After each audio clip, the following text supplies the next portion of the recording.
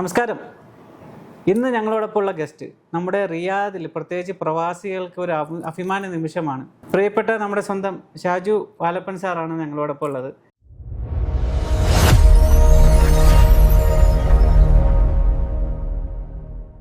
നമ്മുടെയൊക്കെ പ്രിയപ്പെട്ട മാത്രമല്ല റിയാദിൻ്റെ മുത്ത് എന്ന് പറയാൻ പറ്റും. ഇപ്പം നമുക്ക് ഒരുപാട് അഭിമാന നിമിഷം മുഹൂർത്തം ക്രിയേറ്റ് ചെയ്ത നമ്മുടെ സ്വന്തം ഷാജു വാലപ്പൻ സാറാണ്. സാറേ, വെൽക്കം ടു അവർ ഷോ. വളരെ സന്തോഷം. ടുഡേസ് റിയാദ് ഇന്ന് ഇവിടെ എത്തിയതിൽ വളരെയധികം സന്തോഷം. എല്ലാവർക്കും നമസ്കാരം. സാർ, നിഴൽ വ്യാപാരികൾ എന്ന സിനിമയിലൂടെ നവാഗത സംവിധാനത്തിനുള്ള 49ാമത് മലയാള സംസ്ഥാന ക്രിട്ടിക്സ് അവാർഡ് ലഭിച്ചിരിക്കുകയാണ്. അപ്പോൾ എന്താണ് ഈ ഒരു നിമിഷത്തിൽ സാറിന് പറയുന്നത്? ഈ അവാർഡ് കിട്ടിയതിൽ വളരെയധികം സന്തോഷമുണ്ട്. കാരണം എന്നെ സംബന്ധിച്ച് ഇത്രയും വലിയ അവാർഡ് ആദ്യമായിട്ടാണ് ജീവിതത്തിൽ കിട്ടുന്നത്. സോഷ്യൽ വർക്കിനൊക്കെ ഒരുപാട് അവാർഡുകൾ കിട്ടിയിട്ടുണ്ട്. പക്ഷേ സിനിമയിൽ ഇപ്പം ഞാൻ 5 പ്രോജക്റ്റുകൾ ചെയ്തിട്ടുണ്ട്. ആൽബമായിട്ടും ഷോർട്ട് ഫിലിമായിട്ടും സിനിമയായിട്ടും. സിനിമ 3 ചെയ്തു. അതിലൊരെണ്ണം ഇപ്പോൾ ആദ്യമായിട്ട് ഡയറക്റ്റ് ചെയ്തു. അപ്പോൾ ഈ ഡയറക്റ്റ് ചെയ്ത് കഴിഞ്ഞപ്പോൾ ഇങ്ങനെയുള്ള പുരസ്കാരങ്ങൾ ഒരുപാട് കിട്ടി. ഇൻ്റർനാഷണൽ അവാർഡൊക്കെ കിട്ടി രാജസ്ഥാനിൽ നിന്ന്. അതുപോലെ തന്നെ കേരളത്തിൽ നമ്മുടെ സത്യജിത് റേയുടെ ഫൗണ്ടേഷൻ്റെ ഒരു അവാർഡ് ഉണ്ടായിരുന്നു, അതും കിട്ടി. അതിനുശേഷം ഏറ്റവും ഹൈപ്പുള്ള കേരളത്തിലെ സംസ്ഥാന അവാർഡിൻ്റെ ഒപ്പം തന്നെ നിൽക്കാവുന്ന ഒരു അവാർഡാണ് നമ്മുടെ ഈ സംസ്ഥാന ക്രിട്ടിക്സ് അവാർഡ്. അപ്പോൾ അത് കിട്ടിയപ്പോൾ ഒത്തിരി സന്തോഷം. ഫാമിലിയൊക്കെ ഭയങ്കര ഹാപ്പിയായി. എൻ്റെ കൂടെയുള്ളവരും അത്ഭുതപ്പെട്ടു ശരിക്കും പറഞ്ഞാൽ. കാരണം ഇതൊന്നും വലിയ ബിഗ് ബഡ്ജറ്റ് ചിത്രമല്ലല്ലോ. കാരണം ഇപ്പോൾ ആൾക്കാർ പ്രതീക്ഷിക്കുക സിനിമ എന്ന് പറയണത് വലിയൊരു സംഭവമായിട്ടാണ്. ഇത് വലുത് തന്നെയാണ്.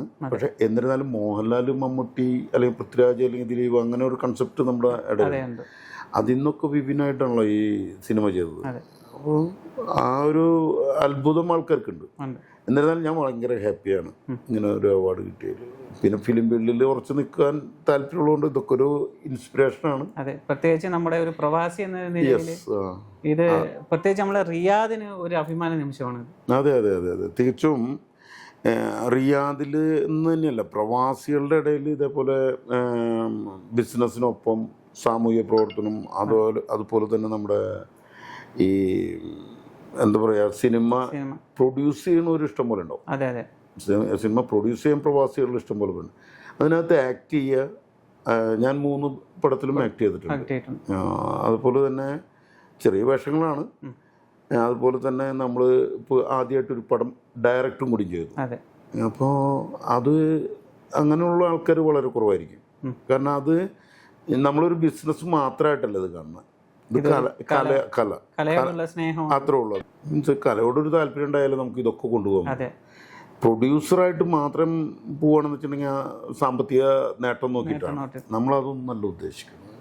അത് മാത്രമല്ല, സാമ്പത്തികം നഷ്ടപ്പെടരുത്, എന്നാൽ നമ്മുടെ കൂടെ നിർത്താനും നമ്മുടെ ഒരുപാട് കലാകാരന്മാർക്ക് ഞാൻ അവസരം കൊടുത്തിട്ടുണ്ട്.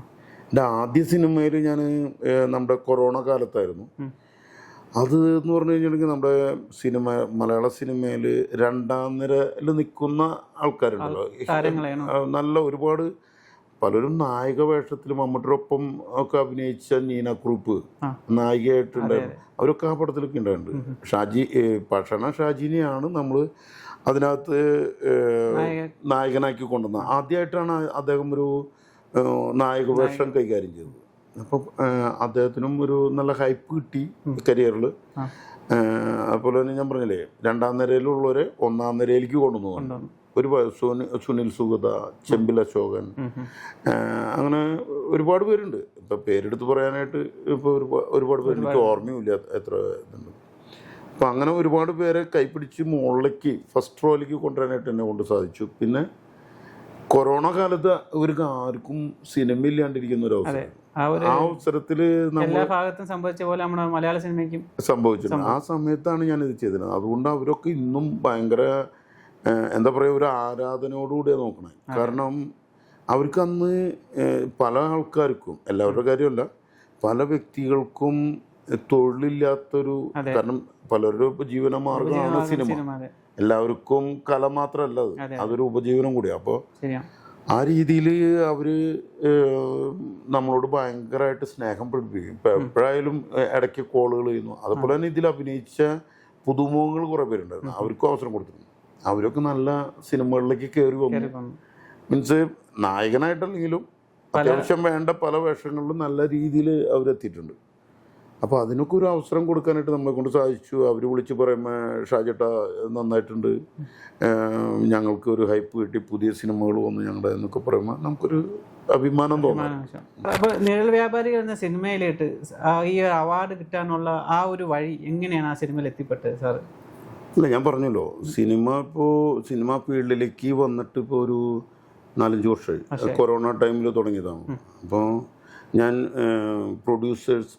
കേരള ഫിലിം പ്രൊഡ്യൂസേഴ്സ് അസോസിയേഷനിൽ മെമ്പറാണ്, ഫിലിം ചാമ്പറിൽ മെമ്പറാണ്, മാക്ടേൽ മെമ്പറാണ്. അപ്പം അങ്ങനെയൊക്കെ ഒരുപാട് ഫീൽഡിലേക്ക്, സിനിമ ഫീൽഡിലേക്ക് വന്നു. എൻ്റെ ഒരു സിനിമ ഓഫീസ്, സിനിമയുടെ എൻ്റെ ഇത് തുടങ്ങാനായിട്ട് ഫിലിം വാലപ്പം ക്രിയേഷൻ എന്ന് പറഞ്ഞ ഒരു സ്ഥാപനമുണ്ട്. അതിന് സ്വന്തമായ ബിൽഡിങ്ങും ഓഫീസും സ്റ്റാഫും കാര്യങ്ങളൊക്കെ. അത് ചാലക്കുടിലാണ്. ഞാൻ ആദ്യം ചെയ്ത പടം എന്ന് പറയുന്നത്, ബേസിക്കലി ഞാൻ ചാലക്കുടിക്കാരനാണ്. അപ്പോൾ ചാലക്കുടിയിൽ നടന്നൊരു കഥയാണ് നമ്മൾ ആദ്യം സിനിമയാക്കിയത്. പിന്നെ എൻ്റെ നാടും ഞാൻ ഇപ്പോൾ താമസിക്കുന്ന അവിടുന്ന് 8 കിലോമീറ്റർ മാറിയിട്ട് ഇരിഞ്ഞാലക്കുടയ്ക്കും ചാലക്കുടിക്ക് ഇടയിലാണ്. അപ്പോൾ അവിടെ ചാലക്കുടി സിറ്റിയിൽ തന്നെ നിങ്ങൾക്ക് പോകുമ്പോൾ കാണാം, ഹൈവേ തന്നെ ഒരു ടവറുണ്ട്. അത് സ്വന്തം ബിൽഡിംഗ് ആണ് ഈ സിനിമയ്ക്ക് വേണ്ടിയിട്ടുള്ളത്. സിനിമയും പിന്നെ ചെറിയ ബിസിനസ്സുകൾ വേറെയും അതിനകത്ത് പ്രവർത്തിക്കുന്നുണ്ട്. അപ്പം അങ്ങനെ സിനിമയോടുള്ള ഒരു താല്പര്യം കൊണ്ടാണ് അതൊക്കെ ചെയ്തത്. ഇപ്പോൾ നമ്മൾ 2025 ചെയ്ത 2 പടമാണ്, സ്വാലിക എന്ന പടവും അതുപോലെ തന്നെ നിഴൽ വ്യാപാരി. ഓക്കെ, ഇത് രണ്ടിൻ്റെയും പ്രത്യേകത എന്ന് പറയുന്നത്, ഒരേ ലൊക്കേഷനിൽ ഒരേ ക്രൂസിനെ ഒരേ ആക്ട്രസ് അവരെ വെച്ചിട്ട് തന്നെ നമ്മൾ ഒരേ ലൊക്കേഷനിൽ, മീൻസ് അങ്ങനെ പറയുമ്പോൾ ഒരു വീടിൻ്റെ ഫ്രണ്ട് സൈഡ് നമ്മളൊരു സിനിമയ്ക്കും ബാക്ക് സൈഡ് നമ്മൾ വേറൊരു സിനിമയ്ക്കും ഉപയോഗിക്കുക ചെയ്തത്. അത് നമുക്ക് സിനിമ കാണുമ്പോൾ 2 സെപ്പറേറ്റ് വീടായിട്ട് തോന്നും. മലയാളം ഫിലിം ഇൻഡസ്ട്രിയിൽ ഫസ്റ്റ് ടൈം. അത് കോസ്റ്റ് റിഡക്ഷൻ എങ്ങനെ വരുത്താം എന്നുള്ളത് നമുക്ക് സംഭവം നല്ല രസമായിട്ട് ചിത്രീകരിച്ചിട്ടുണ്ട്. അതിന് ക്യാമറാമാൻ്റെ കഴിവും ഉണ്ട് കേട്ടോ. ഇപ്പോൾ ക്യാമറാമാൻ ജലീൽ ബാദുഷ നിരവധി അവാർഡ് കിട്ടിയിട്ടുണ്ട് പുള്ളിക്ക്. ആള് കണ്ണൂക്കാരനാണ്. അപ്പോൾ പുള്ളിയുടെ ഒരു ഐഡിയയും ഞങ്ങളുടെ ഒരു ഐഡിയയും ഒക്കെ കൂടി ആണ് ചെയ്തത്. പിന്നെ സ്ക്രിപ്റ്റ് ചെയ്ത് സിദ്ദിഖ് പറവൂര്, അദ്ദേഹം ഡയറക്ടറും കൂടിയാണ്. സ്വാലിക എന്ന പടം സിദ്ദിഖ് പറവൂരാണ് ഡയറക്ടർ. സിദ്ദിഖിനെ സംബന്ധിച്ചിടത്തോളം ഒരുപാട് നാഷണൽ അവാർഡ്സ് ഒക്കെ കിട്ടിയിട്ടുണ്ട്, പനോരമ അവാർഡുകളും അങ്ങനെയൊക്കെ ആയിട്ട് കിട്ടിയിട്ടുണ്ട്. നല്ല റൈറ്ററാണ് പുള്ളി. അപ്പോൾ ആളുടെയും എൻ്റെയും ഈ നമ്മുടെ ക്യാമറാമാൻ്റെ ഒക്കെ ഒരു പ്രത്യേക കോമ്പിനേഷൻ ഉണ്ടായിരുന്നു. ഞങ്ങൾ നല്ല സുഹൃത്തുക്കളാണ്. അപ്പോൾ എല്ലാ കാര്യങ്ങളും ഓപ്പണായിട്ട് ഡിസ്കസ് ചെയ്ത്, പടം തുടങ്ങുന്നതിന് മുന്നേ തന്നെ ഞങ്ങൾ ഒരുപാട് കാര്യങ്ങൾ ഡിസ്കസ് ചെയ്ത് ഒക്കെ സെറ്റ് ചെയ്തിട്ടാണ് പടം സ്റ്റാർട്ട് ചെയ്തത്. ചുരുങ്ങിയ ദിവസം കൊണ്ട് ഷൂട്ടിങ് തീർത്തു. ഞങ്ങൾ 22 ദിവസം കൊണ്ട് 2 പടത്തിൻ്റെ ഷൂട്ട് തീർത്തു. അതന്നെ 2 പടം 22 ദിവസം കൊണ്ട് ഒരേ ക്രൂസിനെ ഒരേ ലൊക്കേഷനിൽ വെച്ച് ചെയ്യാന്ന് പറഞ്ഞത് കേരളത്തിൽ ആരും ചെയ്തിട്ടില്ല. ഷുവർ. അതിന് വേറൊരു കാര്യം കൂടി ഞാൻ പറയാം. ഇപ്പോൾ ആക്ട്രസ് അല്ലെങ്കിൽ ആക്ടർ, ഹീറോ അല്ലെങ്കിൽ ഹീറോയിന്, അവർ ഒരു സിനിമയുടെ മേക്കപ്പ് ഇട്ടിട്ട് സെയിം 1 മണിക്കൂർ കഴിയുമ്പോൾ അടുത്ത സിനിമയുടെ മേക്കപ്പ് ഇടാണ്. അതാണ് അതിൻ്റെ പ്രത്യേകത. അപ്പോൾ എക്സ്ട്രാ എന്താ പറയുക, നമ്മൾ വേറൊരു ലെവലിലേക്ക് കഥാപാത്രം മാറാണ്. അപ്പോൾ അവരുടെ മൈൻഡ് സെറ്റ് മാറണം. സാധാരണ ഒരു സിനിമ ചെയ്യുമ്പോൾ ഇതെല്ലാം ഒരുമിച്ച് കിട്ടുന്ന ഒരു പാടാണ് അത്. ഷുവർ. പക്ഷെ അവരുടെ ഒരു കോപ്പറേഷൻ ഭയങ്കര ഒരു സംഭവം. സത്യത്തിൽ ഞാൻ പറഞ്ഞില്ലേ, ഒരു എത്ര വലിയ ആക്ടർ ആയാലും ആക്ട്രസ് ആയാലും അവർക്കൊരു ലൊക്കേഷനിൽ നിന്ന് 1 മണിക്കൂർ ഒരു കഥാപാത്രത്തെ ഉൾക്കൊണ്ടുകൊണ്ട് അവർ ചെയ്തു എന്ന് വിചാരിക്കും. 1 മണിക്കൂർ കഴിഞ്ഞിട്ട് അവരോട് പറയണത് വേറെ എൻറ്റയർലി ഡിഫറെൻ്റ് ആയിട്ടൊരു കഥാപാത്രം ചെയ്യാൻ പറയാം. അതത്ര പോസിബിൾ ആയിട്ടുള്ള കാര്യമില്ല. ഭയങ്കര അവരതൊക്കെ ഭംഗിയായിട്ട് ചെയ്തു. എല്ലാവരും ഒരു കുടുംബം പോലെ കഴിഞ്ഞുകൊണ്ടാണ് അതൊക്കെ സാധിച്ചത്. അപ്പോൾ പ്രത്യേകിച്ച് ഇങ്ങനെ ഒരു പടം 2 ഫിലിം തന്നെ ഒരു ലൊക്കേഷൻ എടുക്കുമ്പോൾ തന്നെ ആ ഒരു അതെ അതെ ആ മൂഡ് ക്രിയേറ്റ് ചെയ്യാന്ന് പറഞ്ഞ വലിയ സംഭവം. അപ്പോൾ എന്നെ സംബന്ധിച്ച് ഞാൻ പുതുമുഖ ഡയറക്ടർ ആയതുകൊണ്ട് എനിക്ക് തന്നെ റിസ്ക്കാണ് അത് സംഭവം. കാരണം നമ്മൾ വിചാരിച്ച കാര്യം പോലെ നടക്കണമെങ്കിൽ അവരുടെയും കോപ്പറേഷൻ നന്നായിട്ട് എനിക്ക് വേണമായിരുന്നു. പക്ഷെ അവരെല്ലാവരും നല്ല കോപ്പറേറ്റ് ചെയ്തു, നന്നായി സിനിമ നന്നായിട്ടുണ്ട്. അപ്പോൾ ഈ സത്യജിത്ര റേ അവാർഡാണെങ്കിലും രാജസ്ഥാൻ ഇൻ്റർനാഷണൽ ഫിലിം ഫെസ്റ്റിവലായാലും ഇപ്പോൾ ഫിലിം ക്രിട്ടിക് ആയാലും ഒരുപാട് അവാർഡുകൾ കിട്ടിയിട്ടുണ്ട്. പക്ഷേ ഫിലിം ക്രിട്ടിക്കിൽ ഞങ്ങൾക്ക് 2 സിനിമയ്ക്കും കൂടി 3 അവാർഡ്. നിഴൽ വ്യാപാരികൾ ഞാൻ ഡയറക്റ്റ് ചെയ്തുകൊണ്ട് എൻ്റെ ഫസ്റ്റ് ടൈം ഡയറക്ഷന് എനിക്കൊരു അവാർഡ്. അതുപോലെ സ്വാലിക് എന്ന് പറഞ്ഞ പടത്തിന് അത് സിദ്ദിഖ് പറവൂരാണ് ഡയറക്റ്റ് ചെയ്തത്. ആ പടത്തിന് 2 അവാർഡുണ്ട്. മീൻസ് ഏറ്റവും മികച്ച സാമൂഹ്യ പ്രസക്തിയുള്ള പിക്ചറും അതിൻ്റെ ഡയറക്ടർക്കും അങ്ങനെ 2 അവാർഡ് അതിനുമുണ്ട്. ടോട്ടലി 3 അവാർഡ് നമുക്ക് ഈ വർഷത്തെ ഫിലിം ക്രിട്ടിക്കിൽ തന്നെ കിട്ടി. നമ്മൾ 2 പടവും അതിനകത്ത് തിരഞ്ഞെടുക്കപ്പെട്ടു. അതിൽ വലിയ സന്തോഷമുള്ളതാണ്. അത് ഞങ്ങളുടെ ക്രൂ മെമ്പേഴ്സ് എല്ലാം ഡാൻസ് ചെയ്യുക ശരിക്കും പറഞ്ഞാൽ അതേപോലെയാണ്. കാരണം അല്ല, പ്രത്യേകിച്ച് ഇപ്പം സാറിപ്പം ഒരു പ്രവാസി എന്ന രീതിയിൽ ആദ്യമായിട്ടാണ് ഒരു സിനിമയിൽ ഇങ്ങനെ ഒരു അവാർഡ് കിട്ടുന്നതും ആ ഒരു നിമിഷം എങ്ങനെയാണ് എല്ലാവരും നോക്കിക്കണ്ടേ? ആ ഒരു സന്തോഷം എന്നെ സംബന്ധിച്ച് ഒരുപാട് കോൾസ് വന്നു. കാരണം ഞാൻ മീഡിയയിലൂടെ കുറേയൊക്കെ എന്നെ പറ്റിയിട്ട് എഴുതി കഴിഞ്ഞപ്പോഴാണ് അവരൊക്കെ ഇത് ഞാൻ വായിച്ചപ്പോൾ ഒരുപാട് സന്തോഷം തോന്നി. ഇപ്പോൾ ഏറ്റവും ഫേമസ് മീഡിയ എന്ന് പറഞ്ഞാൽ ഇപ്പം പത്രമാണെങ്കിൽ മനോരമ, മാതൃഭൂമി, അവർ നല്ല രീതിയിൽ സംസാരിച്ചു. അതേപോലെ 24 ചാനലുകൾ, മറ്റു കൈരളി അങ്ങനെയുള്ള ചാനലുകളിലൊക്കെ വന്നു കഴിഞ്ഞപ്പോൾ ജീവൻ TV അങ്ങനെ പിന്നെ ഒരുപാട് ചാനലുകൾ. അപ്പോൾ അതിൽ വന്നു കഴിഞ്ഞപ്പോൾ എനിക്ക് ഭയങ്കര സന്തോഷം തോന്നി. കാരണം വീട്ടിൽ നിന്നൊക്കെ എപ്പോഴും വിളിക്കുന്നത് പപ്പ ഇതേ ആ ചാനലിൽ വന്നു, ഈ ചാനലിൽ വന്നിട്ടുണ്ട്. കാരണം അവരെ സംബന്ധിച്ച് ഇതൊന്നും ഒരു എക്സ്പീരിയൻസ് അല്ല. അവരൊക്കെ ഇവിടെ പഠിച്ചു വളർന്നവരാ. അപ്പോൾ ഞങ്ങളന്ന് അവരിവിടെ ഉള്ള സമയത്ത് ജോലി അല്ലെങ്കിൽ ബിസിനസ് മാത്രമായിട്ടാണ് നടന്നിരുന്നത്. അപ്പോൾ അതുകൊണ്ട് ഈ എക്സ്ട്രാ ആക്ടിവിറ്റിയിൽ പോയിട്ടില്ലാത്തതുകൊണ്ട് അവർക്ക് ഈ അനുഭവങ്ങളൊന്നുമില്ല. ഇപ്പൊ സത്യത്തിൽ അവർ ഹാപ്പിയാണ്. ഏതൊക്കെ ടിവിയിലൊക്കെ വരാ, പത്രത്തിലൊക്കെ വരാന്ന് പറഞ്ഞാൽ അവർ ഭയങ്കര ഹാപ്പിയായി. സാർ, ഇപ്പം സാറിൻ്റെ ഒരു ജേണി നമ്മൾ നോക്കിയാൽ ഇപ്പം സാധാരണ ഒരു പ്രവാസി നമ്മുടെ നാട്ടിൽ നിന്ന് ഇവിടെ വരിക, പിന്നെ ജോലി, പിന്നെ എന്താ അങ്ങനെ ഒരു രീതിയിലാണ് എല്ലാവരും പോകുന്നത്. അപ്പം അതിൽ സമയം കണ്ടെത്താൻ വളരെ പാടാണ് എല്ലാവർക്കും. അപ്പോൾ സാറിൻ്റെ ഒരു ജേണി നോക്കുകയാണെങ്കിൽ എങ്ങനെയായിരുന്നു? അല്ല, അത് നമ്മൾ എന്ത് ചെയ്യാനും അതിൽ ഡെഡിക്കേറ്റഡ് ആവാനും അതുപോലെ തന്നെ പഠിക്കാനുള്ള ശ്രമം, നമ്മൾ ഏത് സമയം കണ്ടെത്തുക എന്നുള്ളതാണ്.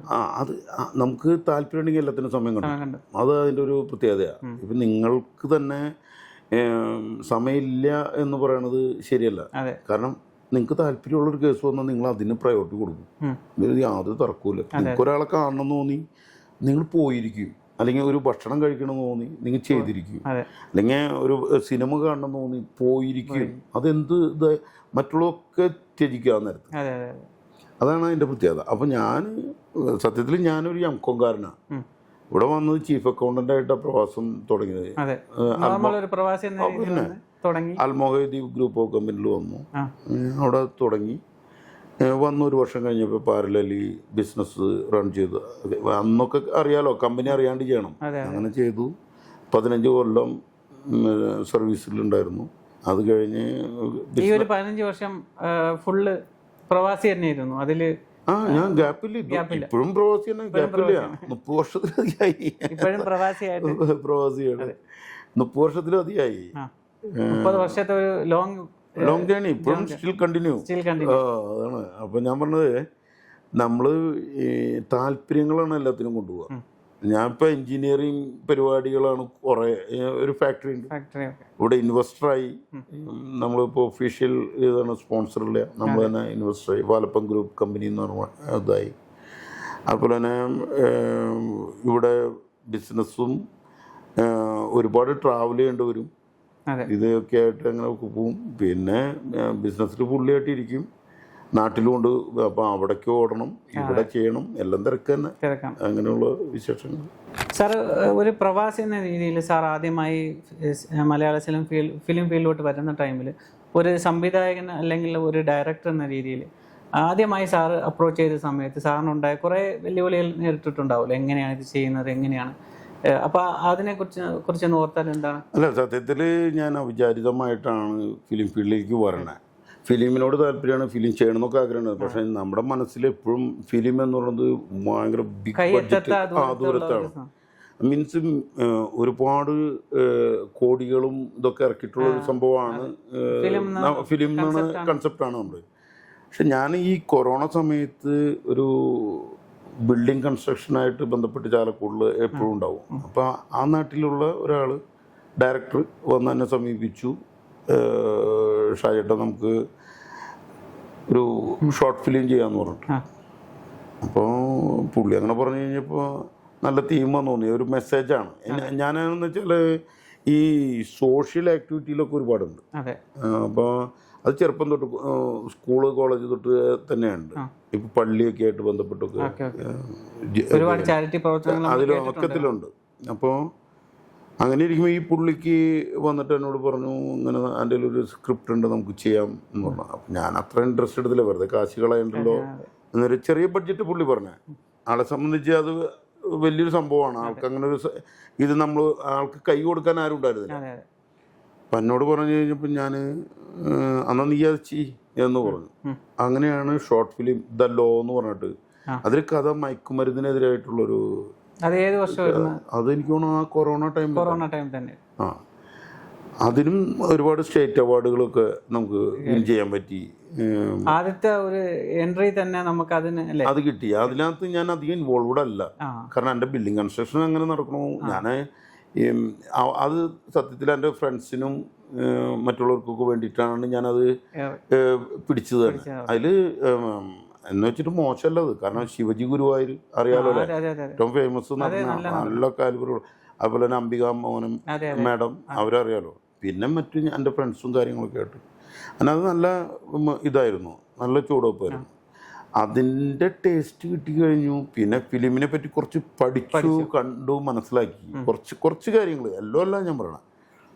അത് കണ്ടു കഴിഞ്ഞപ്പോൾ എനിക്ക് തോന്നി ഇത് കൊള്ളാലോ എന്ന് തോന്നി. പിന്നെ കണ്ടിന്യൂ ചെയ്യാമെന്നൊക്കെ വിചാരിച്ചു. പക്ഷെ അന്ന് ഞാനത് ഡിസ്കണ്ടിന്യൂ ചെയ്തു. അപ്പോൾ തന്നെ ഇത് കാരണം എന്താണെന്ന് വെച്ച് കഴിഞ്ഞാൽ അവാർഡുകളൊക്കെ കിട്ടി. അത് കഴിഞ്ഞ് കുറച്ച് ഗ്യാപ്പ് ഇട്ടിട്ട് ഈ ഡയറക്ടർ എന്നെ സമീപിച്ചു, നമുക്ക് ഇനി നമ്മുടെ നാട്ടിൽ കാണുന്നൊരു കഥ പിടിച്ചാലോ എന്ന്. അപ്പോൾ കഥ പറഞ്ഞു, വലിയ കുഴപ്പം തോന്നില്ല. പിന്നെ പുള്ളി ചെറിയ ബഡ്ജറ്റിൽ ചെയ്യാൻ തയ്യാറാണ്, ബില്ലിങ്ങാണ്. കാരണം നമ്മുടെ കൈയെത്തുന്ന ദൂരത്തിലേക്ക് ചെയ്യാമെന്നുള്ളൊരു ലെവലിലേക്ക് നമ്മൾ ഇത് ചെയ്തു. അങ്ങനെ വന്നു കഴിഞ്ഞപ്പോൾ ബഡ്ജറ്റ് ഓക്കെയാണ്, കഥ കേട്ടു. പിന്നെ ആളെൻ്റെ ഫ്രണ്ടായി, അപ്പോഴേക്കും നല്ലൊരു ഫ്രണ്ടായി, ഒരു ആത്മസുഹൃത്തായി. അങ്ങനെ അവരായിട്ട് സംസാരിച്ച് ഞങ്ങൾ പടം സ്റ്റാർട്ട് ചെയ്തു. അത് മോശമില്ലാതെ 2 വാരമൊക്കെ ഓടി. സാമ്പത്തികമായിട്ട് വലിയ ലാഭം ഉണ്ടാക്കിയാലും നഷ്ടമില്ലാണ്ട് പോകാനായിട്ട് സാധിച്ചു. അപ്പം അതാണ് പോത്തുന്തല എന്ന് പറഞ്ഞാൽ. അപ്പൊ ഈ യൂട്യൂബിലൊക്കെ അടിച്ചാൽ കാണാം. അങ്ങനെ അതിനകത്തും ഒരു താരനിര തന്നെയാണ്. ഞാൻ നേരത്തെ പറഞ്ഞില്ലേ, കൊറോണ സമയത്ത് 2ാം നിരയിൽ നിൽക്കുന്നവരെ മുകളിലേക്ക് കൊണ്ടുവന്ന. അതിന് കാരണമുണ്ട്. വേറൊരു എൻ്റെ ഒരു ആശയം ഉണ്ടായിരുന്നു. അതായത് നമുക്കിപ്പോൾ ഇന്ന് ഫിലിം ഇൻഡസ്ട്രിയിൽ അല്ലെങ്കിൽ നമ്മുടെ സമൂഹത്തിൽ എന്താ നടക്കണമെന്ന് വെച്ച് കഴിഞ്ഞാൽ, ഡോക്ടറുടെ മോൻ ഡോക്ടറാവാ, എഞ്ചിനീയറുടെ മോൻ എഞ്ചിനീയർ, സിനിമയുടെ ആൾക്കാരുടെ മക്കള് സിനിമാക്കാർ തന്നെയാവാ. ഇപ്പൊ നമുക്ക് കണ്ടറിയാലോ, മമ്മൂട്ടിയുടെ മോൻ മോഹൻലാലിന്റെ മോൻ, ഒരുപാട് താരനിരയുടെ മക്കൾ തന്നെ, ശ്രീനിവാസന്റെ മോൻ, അതുപോലെ നായികമാരുടെയും അങ്ങനെയൊക്കെ തന്നെയാണ്. അപ്പൊ ഞാൻ നോക്കുമ്പോ അങ്ങനെ ഒരു ഇതിലാ പോകുന്നത്. പുതുമുഖങ്ങൾക്ക് അവസരം വരുന്നില്ല. പിന്നെ ഇതെല്ലാം വലിയ ബഡ്ജറ്റ് ചിത്രങ്ങളാകുമ്പോൾ അവരുടേതായ സാമ്പത്തിക നോക്കുമല്ലോ. അപ്പൊ അങ്ങനെ വന്നു കഴിഞ്ഞപ്പോൾ ഞാൻ ആദ്യം ഒരു മാറ്റം ഉണ്ടാവട്ടെ എന്ന് വിചാരിച്ചിട്ടും കൂടെയാണ് ആ സിനിമ അന്ന് ചെയ്തത്.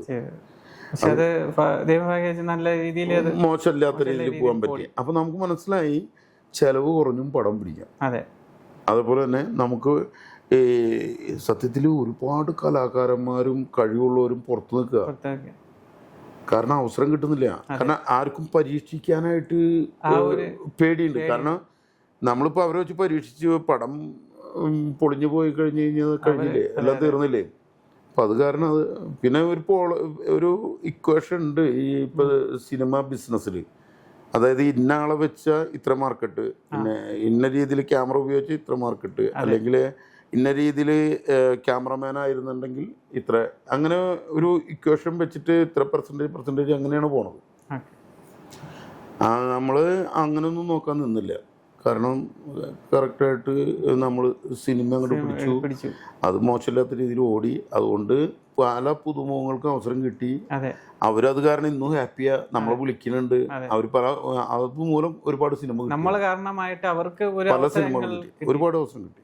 അങ്ങനെയൊക്കെ നല്ലൊരു കാര്യമാണ് സാർ. അപ്പോഴേ ഇപ്പം പുതിയതായി ഒരു പ്രവാസി അല്ലെങ്കിൽ ഒരാൾ ഇഷ്ടപ്പെടുകയാണെങ്കിൽ, നമ്മൾ പ്രവാസിയായിട്ട് അല്ലെങ്കിൽ നാട്ടിൽ നിന്ന് ഒരാളായാലും ഇഷ്ടപ്പെടാൻ ഒരു പുതിയൊരു പടം പിടിക്കണം, അപ്പോൾ അവർക്ക് നൽകാനുള്ള ഒരു മെസ്സേജ് എന്താണ് സാറിൻ്റെ ഇത്രയും ഒരു എക്സ്പീരിയൻസ് വെച്ചിട്ട്? ഇല്ല, ഇപ്പോൾ എക്സ്പീരിയൻസ് എന്ന് പറഞ്ഞാൽ മനോധൈര്യം അത്യാവശ്യം വേണം. പിന്നെ സാമ്പത്തികം അത്യാവശ്യം വേണം.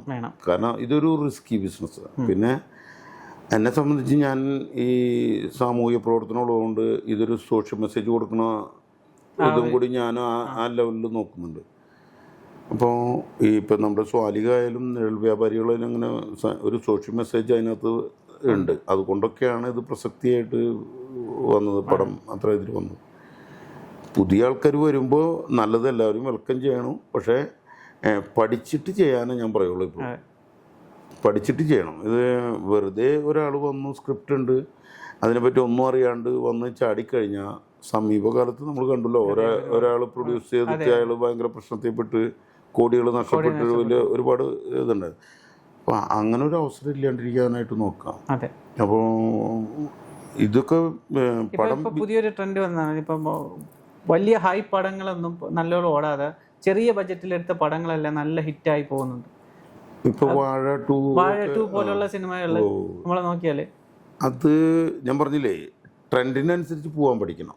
പിന്നെ ഞാൻ നേരത്തെ പറഞ്ഞല്ലോ ഇക്വേഷൻ എന്ന് പറഞ്ഞില്ലേ, ആ ഇക്വേഷൻ നോക്കേണ്ട ആവശ്യമൊന്നുമില്ല. കഴിവുള്ളവനെ അംഗീകരിക്കും ജനം. അപ്പോൾ ഇപ്പോഴത്തെ സാഹചര്യത്തിനനുസരിച്ചിട്ടുള്ള പടം ആണെന്ന് വെച്ചിട്ടുണ്ടെങ്കിൽ, കഥകളൊക്കെ ആണെന്ന് വെച്ചിട്ടുണ്ടെങ്കിൽ അത് ചിത്രീകരിക്കണതും കൂടി നോക്കണം. അതിൻ്റെ വിഷ്വലൈസ് മൈൻഡിലൊന്ന് കാണണം. എന്നിട്ട് വേണം അത് ചെയ്യാനായിട്ട്. അപ്പോൾ നമുക്ക് വിജയിക്കാനായിട്ട് വലിയ പ്രശ്നങ്ങളൊന്നും ഇല്ല. സത്യത്തിൽ ഞാൻ ഇതിനകത്ത് വലിയ എക്സ്പീരിയൻസൊന്നുമല്ല. പക്ഷേ ഇതിലേക്ക് ഇറങ്ങിക്കഴിഞ്ഞപ്പോൾ കുറേ കാര്യങ്ങൾ പലരോടും ചോദിച്ചും വായിച്ചും യൂട്യൂബിൽ നോക്കിയും ഒക്കെ നമ്മളൊന്ന് സർക്കസ് കാണിക്കാറുണ്ട്. അതുകൊണ്ടാണ് നമുക്കിപ്പോൾ ഇതൊക്കെ ചെയ്യാൻ പറ്റിയത്. പിന്നെ എൻ്റെ ഫ്രണ്ട്സ് കുറേ പേര് ഫിലിം ഫീൽഡിലുണ്ട്. എല്ലാവരും നമ്മളുടെ അടുത്ത് ഫ്രണ്ട്ഷിപ്പ് നന്നായി ഉള്ളത് കൊണ്ട് എല്ലാവരും നമ്മളെ നന്നായിട്ട് അഡ്വൈസ് ചെയ്യും. പലരും എന്നെ പറഞ്ഞ് പടം പിടിക്കാനായി ആ ഫീൽഡ് നല്ലതല്ല എന്ന് പറഞ്ഞിട്ട് ചെയ്യരുതെന്ന് പറഞ്ഞു. പക്ഷെ ഞാൻ പറഞ്ഞു, ഞാൻ ഏത് ഫീൽഡിൽ പോയാലും അത് വിൻ ചെയ്തിട്ടാണ് വരാറ്. അപ്പോൾ ആ രീതിയിൽ ഞാൻ അവരോടൊക്കെ പറഞ്ഞു നമുക്കൊന്ന് ട്രൈ ചെയ്യാം. മോശമായില്ല. ഇപ്പം സാർ, ഇപ്പം നമ്മൾ ഇപ്പോൾ സാറിൻ്റെ ഒരു പ്രവാസി ഒരു ലൈഫ് നോക്കിയാൽ, സാർ ഇവിടെ വന്നതിന് ശേഷം ഒരുപാട് നല്ല ജീവകാരുണ്യ പ്രവർത്തനങ്ങൾ ചെയ്തിട്ടുണ്ട്, ഒരുപാട് സംഘടനയായിട്ട് വർക്ക് ചെയ്തിട്ടുണ്ട്, സംഘടനയിൽ നിന്ന് വർക്ക് ചെയ്തിട്ടുണ്ട്. അപ്പം ഇവിടുത്തെ ഒരു പ്രവാസികളെ സംഘടനയായാലും ആൾക്കാരായാലും അവരൊരു സ്നേഹം, ഒരു സപ്പോർട്ടും എങ്ങനെയാണ് സാർ നോക്കിക്കാണും? എന്നെ സംബന്ധിച്ച് പ്രവാസം ഭയങ്കര സന്തോഷം നൽകുന്ന ഒരു ജീവിതമാണ്, ലൈഫാണ്. പ്രത്യേകിച്ച് എനിക്ക് സൗഹൃദങ്ങൾ കൂടുതലാണ്. അപ്പോൾ അത് നാട്ടിലായാലും പ്രവാസത്തിലായാലും. ഇപ്പോൾ ഞാൻ മെയിൻലി റിയാദിലാണല്ലോ. ഇവിടുത്തെ ഒട്ടുമിക്ക സംഘടനകളും ആയിട്ട് ഞാൻ ഒത്തൊരുമിച്ച് പോകാറുണ്ട്. അതിൽ ഭാരവാഹിത്വമൊന്നായിട്ടല്ല, ഞാൻ ആകെ ഒരു സംഘടനയുടെ രക്ഷാധികാരിയാണ്. ഷിഫ മലയാളി സമാജ് എന്ന് പറഞ്ഞ റിയാദിൽ അറിയപ്പെടുന്ന സംഘടന മാത്രമല്ല, അത് മറ്റുള്ള സംഘടനകളിൽ നിന്ന് വ്യത്യസ്തതയുണ്ടായിരുന്നു. ഒരുപാട് തൊഴിലാളികളാണ് അതിനകത്ത് മുഴുവനുള്ളത്. മീൻസ് സാധാരണ വർക്ക്ഷോപ്പ് അല്ലെങ്കിൽ ഫാക്ടറി എംപ്ലോയീസാണ് കൂടുതൽ. അപ്പോൾ അതിൻ്റെ ഒരു പ്രത്യേകത അതിനകത്തുണ്ട്. എൻ്റെ ഫ്രണ്ട്സ് കുറേ പേര്, ഞാൻ എല്ലാ മേഖലയിലും ഫ്രണ്ട്സ് ഉള്ളതുകൊണ്ട് അവിടെയും എൻ്റെ ഒരുപാട് ഫ്രണ്ട്സ് ഉണ്ട്. അപ്പോൾ അതിനകത്ത് ഒരു പേര് പറയാനുള്ള ഒരുപാട് പേരുള്ളതുകൊണ്ട് അതിൻ്റെ രക്ഷാധികാരിയായിട്ട് ഞാനങ്ങനെ വന്നിട്ടുണ്ട്. പക്ഷേ അവരൊക്കെ ആയിട്ട് നല്ല സൗഹൃദമായതുകൊണ്ടാണ് അവർ നിർബന്ധിച്ച് അങ്ങനെയൊക്കെ. ഇപ്പോൾ എനിക്ക് തോന്നുന്നു ഞാനൊരു 10 വർഷത്തിന് മുകളിലായിട്ടുണ്ടെന്ന് തോന്നുന്നു എൻ്റെ രക്ഷാധികാരി.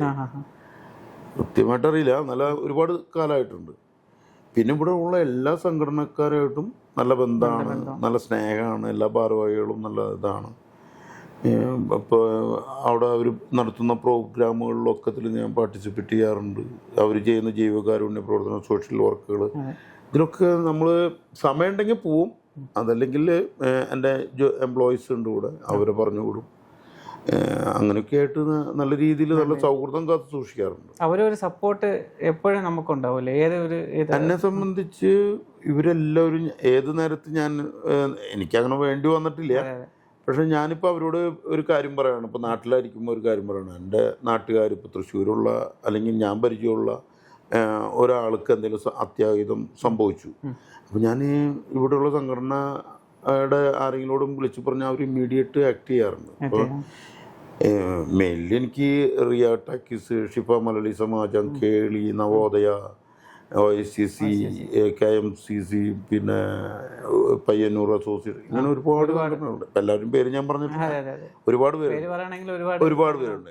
ഇവരെല്ലാവരും നമ്മളായിട്ട് നല്ല ബന്ധമുള്ള പാലക്കാട് അസോസിയേഷൻ, അങ്ങനെ ഒരുപാട് സംഘടനകളായിട്ട് നല്ല ബന്ധമുള്ളത് കൊണ്ട് അവിടെ ഇരുന്ന് പറഞ്ഞാൽ തന്നെ അവരത് ചെയ്തു കൊടുക്കും. പിന്നെ ഞാൻ നാട്ടിലും സോഷ്യൽ വർക്ക് ചെയ്യുന്നതുകൊണ്ട് ഇങ്ങനെയുള്ള പ്രശ്നങ്ങൾ വരുമ്പോൾ ഓടിയെത്തും എൻ്റെ വീട്ടിലേക്ക്. അപ്പോൾ ഞാൻ അവിടെ നിന്ന് വിളിച്ചു പറയും. അല്ലെങ്കിൽ ഇവിടെയുള്ള ഇവിടെയുള്ള കാര്യങ്ങളും പറഞ്ഞാലും അവർക്ക് സമയമുണ്ടെങ്കിൽ അവർ ആരാണ് സമയമുള്ള അവർ വേഗം ചെയ്തു തരും. കാരണം നമ്മൾ പ്രവാസികളെല്ലാവരും ഭയങ്കര ലോലഹൃദയരാന്ന് ഞാൻ പറയുള്ളൂ, സ്നേഹമുള്ളവരാ ഇപ്പോഴും. കാരണം നമ്മൾ ബേസിക്കലി ഇവിടെ വന്നതിൻ്റെ ഉദ്ദേശം എന്താ? നമ്മുടെ കുടുംബത്തെ രക്ഷപ്പെടുത്താനും നമ്മൾ രക്ഷപ്പെടാനും കൂടിയാണ്. അപ്പം നമ്മൾ ചേർത്ത് പിടിക്കും നമ്മുടെ കുടുംബത്തെയാ, അല്ലേ? നമ്മുടെ ഭാര്യ, മക്കള്, അപ്പൻ, അമ്മ, അവരെയാണ് ചേർത്ത് പിടിക്കുക. അവർക്ക് വേണ്ടിയിട്ടാണ് നമ്മളിവിടെ വന്ന് കിടക്കുന്നത്. സ്നേഹമാണ് ഇവിടെയുള്ള പ്രവാസികൾക്കുള്ളത്. ഈ ഇങ്ങനെയുള്ള പ്രശ്നങ്ങളിൽ ആകപ്പെടുമ്പോൾ നമ്മുടെ കൂടെയുള്ള ഒരാളെ രക്ഷപ്പെടുത്തുക, അല്ലെങ്കിൽ ഇപ്പോൾ ജോലിയില്ല ഒരാൾക്ക് വന്നു, നമ്മളോട് പറയുമ്പോൾ നമ്മുടേതായ ക്ലയൻസിൻ്റെ അടുത്തോ മറ്റോ പോയിരിക്കുമ്പോൾ നമ്മൾ സംസാരിക്കും, എൻ്റെ ഒരു ഫ്രണ്ട് ഉണ്ട് ഇങ്ങനെ, അല്ലെങ്കിൽ എൻ്റെ ഒരു നൈബർ ഉണ്ട് ഇങ്ങനെ, അല്ലെങ്കിൽ എൻ്റെ ഫ്രണ്ടിൻ്റെ ഫ്രണ്ട് ഉണ്ട്, അല്ലെങ്കിൽ ഒരു റിലേറ്റീവ് ഉണ്ട് എന്ന് പറയുമ്പോൾ അവിടെ ഒരു അവസരം ഉണ്ടെങ്കിൽ തീർച്ചയായിട്ടും ഞങ്ങൾ വിളിച്ച് അവർക്ക് അവസരം കൊടുക്കുകയാണ്. അതുപോലെ തന്നെ രോഗാവസ്ഥയിലിരിക്കുക, അല്ലെങ്കിൽ മറ്റുള്ള കാര്യങ്ങൾ ഉണ്ടാവുക, ആക്സിഡന്റ് ഉണ്ടാവുക, ഇതൊക്കെ ഉണ്ടാവാമല്ലോ ഇവിടെ. അപ്പോൾ ആ കാര്യങ്ങളിലൊക്കെ എല്ലാ സംഘടനകളും നന്നായിട്ട് സഹായിക്കാറുണ്ട്. പിന്നെ ഞങ്ങൾ തന്നെ പല സംഘടനകളും ഓരോ ചാരിറ്റി ചെയ്യുമ്പോൾ അതിനകത്തൊക്കെ നമ്മളും ഇൻവോൾവ് ആവാറുണ്ട് എല്ലാ കാര്യങ്ങളും. ഇപ്പോൾ സാറിപ്പം സാറിൻ്റെ ഒരു ജേണി പറയുകയാണെങ്കിൽ പ്രവാസത്തിൽ വന്നു, അതിനുശേഷം ഫിലിം ഫീൽഡിലേക്ക് പോയി. അപ്പം ഓരോ മുകളിലോട്ട് പോകുമ്പോഴും ബാക്ക് ബോൺ എന്ന രീതിയിൽ പുറകെ നിന്ന് ഫാമിലി ഫുൾ സപ്പോർട്ട് ഉണ്ടായിരിക്കും. അപ്പോൾ എന്താണ് ഫാമിലിയെക്കുറിച്ച് ഓർക്കുമ്പോഴുള്ള നമുക്ക് പറയാൻ പറ്റുന്നത്? എന്താ ഒരു കാര്യം മനസ്സിലാക്കേണ്ടത്, നമുക്ക് ഫാമിലിയുടെ സപ്പോർട്ടില്ലാണ്ട് ഒരു കാര്യം ചെയ്യാൻ പറ്റില്ലല്ലോ. നമുക്ക് എത്ര വലിയ കഴിവുണ്ടെങ്കിലും നടക്കില്ല. അപ്പോൾ ഭാര്യ ലിൻസി ഫുൾ സപ്പോർട്ട് ഉണ്ട് എല്ലാ കാര്യത്തിനും. മക്കളായാലും ഒരു ബിസിനസ്സുകാരൻ അല്ലെങ്കിൽ ഒരു ഗവൺമെൻറ് ജോലി അല്ലാത്ത ഒരാൾക്ക് എപ്പോഴും തിരക്കുകളായിരിക്കും. ബിസിനസ്സുകാരന് എപ്പോഴും തിരക്കായിരിക്കും പല സ്ഥലങ്ങളും. ഞാനിപ്പോൾ അവരിവിടെ ഉണ്ടായിരുന്ന സമയങ്ങളിലൊക്കെ ചിലപ്പോൾ അവരിവിടെ നിർത്തിക്കൊണ്ട് ചിലപ്പോൾ ദുബായിലായിരിക്കാം, ബഹ്റിനിലായിരിക്കാം, ഖത്തറിലായിരിക്കാം, കുവൈറ്റിലായിരിക്കാം, അങ്ങനെ അല്ലെങ്കിൽ ചിലപ്പോൾ നാട്ടിൽ പോയിട്ടുണ്ടായിരിക്കാം, ചൈനയിലായിരിക്കാം. പല ആവശ്യങ്ങൾക്കായിട്ട് നമ്മൾ അവിടെ ഇവിടെ ഒക്കെ പോകും. അപ്പോൾ അവർക്ക് റിയലി മിസ്സിങ് ആണ്. പിന്നെ ഞാൻ ജോലി എനിക്കൊരു ബാക്ക്ഗ്രൗണ്ട് ഇല്ല, ബിസിനസ് ബാക്ക്ഗ്രൗണ്ട് ഇല്ല. പിന്നെ അപ്പച്ചനൊരു ഗവൺമെൻറ് ചെറിയൊരു ഉദ്യോഗസ്ഥനായിരുന്നു, ചെറിയ ജോലിക്കാരനായിരുന്നു. അപ്പോൾ പുള്ളിയുടെ സപ്പോർട്ടും ഭയങ്കരമായിരുന്നു. അപ്പോൾ ആളും നന്നായിട്ട് നമ്മളെ ഹെൽപ്പ് ചെയ്തിരുന്നു. വൈഫും ഫാമിലിയും നന്നായിട്ട് സപ്പോർട്ടുണ്ടായിരുന്നു. അതില്ലാണ്ടൊന്നും ഇത് നടക്കില്ല. കാരണം അവർക്ക് ഒരുപാട് മിസ്സിങ് ഉണ്ടെങ്കിലും അവരത് സാക്രിഫൈസ് ചെയ്തു. അതുകൊണ്ടാണ് എനിക്കിപ്പോൾ ഞാൻ വലിയൊരു സംഭവമായാലും അത്യാവശ്യം അറിയപ്പെടുന്ന രൂപത്തിലേക്ക് എത്തി. അപ്പം അതിന് അവരുടെ സപ്പോർട്ട്. ഇപ്പോൾ മോൻ MBA ഫൈനൽ ഇയർ സ്റ്റുഡൻ്റാണ്, ക്രൈസ്റ്റ് കോളേജ് ഇരിഞ്ഞാലക്കുട. മോള് ഡോക്ടറാണ്, അവളിപ്പോൾ ഹൗസ് സർജൻസി ചെയ്യണു മലപ്പുറത്ത്. അതുപോലെ തന്നെ ഒരു മോള് +2 ഇപ്പോൾ കഴിഞ്ഞു. അവള് ഇപ്പോൾ ടുണീഷ്യയിലാണ് പൈലറ്റ് ട്രെയിനിങ്ങിന് അവിടെ പോയിരിക്കുന്നത്. ഗ്രൗണ്ട് ട്രെയിനിങ്ങും എക്സാമും നാട്ടിലവളത് കഴിഞ്ഞിരുന്നു. അപ്പോൾ അവൾ ടുണീഷ്യയിൽ പോയി. അത് ഇപ്പോൾ അവിടെ പഠിക്കാൻ അവൾ അവിടെ ചെന്നിരിക്കുക. അവർക്കൊക്കെ ആ സപ്പോർട്ടും അവരുടെ പിന്നെ അതെപ്പോഴും ഉണ്ട്. അതില്ലെങ്കിൽ ഒന്നും നടക്കില്ല. അങ്ങനെയുണ്ട്. അപ്പോൾ സാർ എന്തായാലും നമ്മളോടൊപ്പം കുറച്ച് സമയം നമ്മളോട് ചിലവഴിച്ചതിന് വളരെ വളരെ സന്തോഷം. സാർ ബിസിയാണെന്നറിയാം, പല പല ബിസിനസ് പരമായിട്ടും. മാത്രമല്ല ഇപ്പോൾ ഈ സിനിമയുടെ തന്നെ പല ഇതായിട്ട് തിരക്കിലാണ്. അപ്പോൾ എന്താണ് നമ്മുടെ റിയാദിലെ പ്രവാസികളോട് പറയാനും, മാത്രമല്ല കൂടെ തന്നെ നമ്മുടെ ഈ ഒരു ഫിലിം ഫീൽഡിലുള്ള ആൾക്കാരുടെ അടുത്തും പറയാനുള്ള ഒരു മെസ്സേജ് എന്താണ്? അല്ലേ, ഞാൻ നേരത്തെ പറഞ്ഞല്ലോ, ഏതൊരു തൊഴിൽ അല്ലെങ്കിൽ ഏതെങ്കിലും ഒരു ആക്ടിവിറ്റിയിൽ നമ്മൾ പോകണത് ഫുള്ളി ഡെഡിക്കേറ്റഡ് ആയിരിക്കും. അത് തൊഴിലായാലും കലയായാലും അല്ലെങ്കിൽ സ്പോർട്സ് ആയാലും എന്തായാലും അത് നമ്മൾ വിൻ ചെയ്യാൻ തന്നെ നോക്കണം. അതാ എനിക്ക് പറയാനുള്ളത്. വിൻ ചെയ്യാനായിട്ട് എല്ലാവരും വിന്നാവില്ല, പക്ഷെ അറ്റൻഡ് ചെയ്താലല്ലേ, ശ്രമിച്ചാലല്ലേ അത് നടക്കൂ. ഭാഗ്യം വന്ന് ചാടണതല്ല, നമ്മൾ ഫൈറ്റ് ചെയ്തുകൊണ്ടിരിക്കുമ്പോൾ അവസരം വന്ന് ക്ലിക്ക് ആവണമെന്ന് ഭാഗ്യം. അവസരം ചെയ്യാണ്ട് ഭാഗ്യം വരും എന്ന് പറയും. നമ്മൾ ലോട്ടറി എടുക്കേണ്ട ലോട്ടറി കിട്ടുമോ? ഇല്ല. അതന്നെ സെയിം. നമ്മൾ ഭാഗ്യം നോക്കിയിരിക്കുകയല്ല ചെയ്യേണ്ടത്, നമ്മളെ വർക്ക് ചെയ്തുകൊണ്ടിരിക്കുക. നമ്മളിങ്ങനെ ഇതിലൂടെ ഏത് ഫീൽഡിലായാലും ഇപ്പം നിങ്ങൾ കലേനെ സ്നേഹിക്കുന്നുണ്ടെങ്കിൽ നിങ്ങളുടെ ഏത് കഴിവാണ്, ഡാൻസാണോ പാട്ടാണോ, നിങ്ങൾ പാടിക്കൊണ്ടിരിക്കുക. അല്ലെങ്കിൽ ഡാൻസ് മീൻസ് ഓരോ ടൈം വരാമെന്ന് പറയാൻ പറ്റില്ല. ചില കാര്യങ്ങളിൽ നമ്മൾ ക്ലിക്കായി പോകും, അത് നമുക്ക് പറയാൻ പറ്റില്ല. പിന്നെ ഇമ്പ്രൂവ് ചെയ്യാനായിട്ട് നോക്കുക, അതും വളരെ ഇമ്പോർട്ടൻ്റ്. ഇപ്പോൾ ഓരോ കാര്യങ്ങൾ ചെയ്യുമ്പോഴും നമ്മൾ ഇമ്പ്രൂവ് ചെയ്യേണ്ട, പഠിക്കാണ്ടൊന്നും നടക്കില്ല. ഇന്നത്തെ കാലം അതാണ്, അറിയാലോ. പണ്ടൊക്കെ എന്തെങ്കിലുമൊക്കെ കാട്ടിക്കൂട്ടി, അങ്ങനെയല്ല, ഒരുപാട് കഴിവുള്ളവരാണ് പണ്ടത്തെ ആൾക്കാർ. അന്ന് ഇത്രയും ടെക്നോളജി ഇല്ലാണ്ട് തന്നെ സിനിമ എന്ന് പറഞ്ഞ ഗംഭീര ഹിറ്റായിരുന്നു. ഇന്ന് ഒരുപാട് ടെക്നിക്സ് ഉണ്ട്, കട്ടും ഷോട്ടും ഇതൊക്കെ ചെയ്ത് നമുക്ക് ചെയ്യാം. അല്ലെങ്കിൽ കറക്റ്റ് ഒരു കോമ്പറ്റീഷൻ നോക്കിയാൽ നമ്മൾ ഇതിൽ പിടിച്ച് നിൽക്കാൻ ഒരു കോമ്പറ്റീഷൻ ഉണ്ടല്ലോ. അപ്പം അത് എങ്ങനെയാണ്, അതിനെക്കുറിച്ച് സാറിന് പറയാനെങ്കിൽ? അല്ല, നമ്മൾ അത്രയും വലിയ കളിക്കൊന്നും പോകണില്ലല്ലോ. അപ്പോൾ നമ്മൾ അത്യാവശ്യം നമ്മുടെ കാര്യങ്ങൾ വിഷ്വൽവൽക്കരിക്കുക, അത് അബ്രപാളി കൊണ്ടുവന്നിട്ട് അത്യാവശ്യം നമ്മളൊരു സോഷ്യൽ മെസ്സേജ് കൊടുത്തു. അതല്ലെങ്കിൽ നമ്മുടെ സാമ്പത്തികം നഷ്ടപ്പെടുത്താതെ അവർ പുതുമുഖങ്ങൾക്ക് അവസരം കൊടുക്കുക. ഇപ്പം ഞാൻ ഉദ്ദേശിക്കുന്നത് പ്രവാസികളെ ഒരുപാട് പേരെ ഉൾക്കൊള്ളിക്കുക. കാരണം നമ്മുടെ ഇവിടെ തന്നെ ഒരുപാട് ആൾക്കാർ കലാകാരന്മാരുണ്ട്, അവർക്കൊന്നും അവസരമില്ല. കാരണം ഒരുപാട് കലാകാരന്മാർ ഇവിടെ വന്ന്, പിന്നെ അത് തന്നെയല്ല, ഇവിടെ അവസരമില്ല, സിനിമ ചെയ്യുന്നില്ല, അറിയാലോ. അപ്പോൾ ഇവിടെ അധികം സിനിമ ഇല്ലാത്തതുകൊണ്ട് നാട്ടിൽ പോയിട്ട് അഭിനയിക്കാൻ പറ്റുമോ, ജോലി കളഞ്ഞിട്ട്. അപ്പം ഇവിടെ നമുക്ക് അവരുടെ ജോലി കഴിഞ്ഞിട്ട് അവരെ വിളിച്ചിട്ട് അഭിനയിപ്പിച്ച് സ്ലോലി അങ്ങനെയൊക്കെ കൊണ്ടുവരാനായിട്ട് ശ്രമിക്കാം. ഇപ്പോഴത്തെ ഒരു തലമുറയെ നോക്കിയപ്പോൾ സാറ് ഒരുപാട് വർഷങ്ങളായിട്ട് പഴയ സിനിമ കണ്ട് പുതിയ തലമുറയായിട്ട് ഇങ്ങനെ വരുന്ന ആൾക്കാരായതുകൊണ്ട് സാറിന് എന്താണ് ഒരു മാറ്റം എന്തെങ്കിലും ഒരു മാറ്റം ഫീൽ ചെയ്തിട്ടുണ്ടോ? പുതിയ പടവും പഴയ ഒരുപാട് ടെക്നോളജിയും ഭയങ്കര മാറ്റം. ഇപ്പോഴത്തെ ഒരു പ്രേക്ഷകർ ടേസ്റ്റ് ഇല്ലേ ഒരു പഴയ സിനിമയുടെയൊക്കെ? പക്ഷേ ഇപ്പോൾ ഞാൻ പറയണത് ഒരു ആർട്ടിസ്റ്റ്, ഞാൻ ആരും കുറ്റം പറയണതല്ല, പണ്ടെന്ന് പറഞ്ഞാൽ ആർട്ടിസ്റ്റ് തന്നെയാണ്. അതായത് നാടകം എങ്ങനെയാണോ അതിൻ്റെ വേറൊരു രൂപത്തിൽ അഭിനയിക്കുക തന്നെ വേണം. ഇപ്പോഴത്തെ ആർട്ടിസ്റ്റിന് അഭിനയത്തിൽ ഇത്തിരി പിഴവ് പറ്റിയാലും അത് നമുക്ക് വേണമെങ്കിൽ AI ഉൾപ്പെടുത്തി, അല്ല AI ഇല്ലെങ്കിൽ തന്നെ വീണ്ടും നമുക്ക് ചെയ്ത് ഫിലിമിൻ്റെ പ്രശ്നങ്ങളില്ല, അങ്ങനെ ഉള്ള മെൻ്റൽ ഇതില്ല, സ്ട്രെസ് ഇല്ല. അപ്പോൾ അങ്ങനെയൊക്കെ ഇല്ലാണ്ട് കൊണ്ടുവന്നിട്ട് അത് ശരിയാക്കി എടുക്കാൻ നമുക്ക് ഒരാളെ കുറേയൊക്കെ പാച്ചപ്പ് ചെയ്യാൻ പറ്റും. അത് അങ്ങനൊരു അവസരമുണ്ട് ഇപ്പോൾ. പണ്ടതില്ല, ലൈവാണ്. അപ്പൊ അങ്ങനെയുള്ള വിഷയം. അപ്പോൾ thank you so much sir, നമ്മളോടൊപ്പം കുറച്ച് സമയം പങ്കെടുത്തതിന് സന്തോഷമുണ്ട്. സാറിന് പറയാനുള്ളത്? ടുഡേയ്സ് റിയാദ് ആയിട്ട് ഇന്ന് ഇത്തിരി നേരം സംസാരിക്കാൻ സാധിച്ചു, വിശേഷങ്ങളൊക്കെ പങ്കുവയ്ക്കാൻ സാധിച്ചു. വളരെയധികം സന്തോഷം. നിങ്ങൾ ഒരുപാട് നാളായാലും എന്നോട് വിളിച്ചുകൊണ്ടിരിക്കണോ. ഞാനിപ്പോൾ തന്നെ ദമാമ് പോയിട്ട് തിരിച്ചു വന്നൊരു അവസരമാണ്. അപ്പോൾ ഇന്ന് കഴിഞ്ഞാൽ നാളെ ഞാൻ നാട്ടിൽ പോകും. അപ്പോൾ അതുകൊണ്ടാണ് ഇന്ന് തന്നെ വരാമെന്ന് പറഞ്ഞത്. ഒരുപാട് നേരം വിളിച്ചിട്ട് ഞാൻ എപ്പോഴും പറ്റില്ല എന്ന് പറയുന്നത് ശരിയല്ല. വളരെയധികം സന്തോഷമുണ്ട് നിങ്ങളായിട്ട് ഇത്ര നേരം സ്പെൻഡ് ചെയ്തതിൽ. ടുഡേയ്സ് റിയാദ് അത് ഒരുപാട് ഉയരങ്ങളിലെത്തട്ടെ, എല്ലാവിധ ഭാവങ്ങളും. അതുപോലെ തന്നെ നിങ്ങളുടെ പരിപാടികൾക്കൊക്കെ ഞാനും ഉണ്ടാവും, സപ്പോർട്ട് ചെയ്യാം. Thank you very much.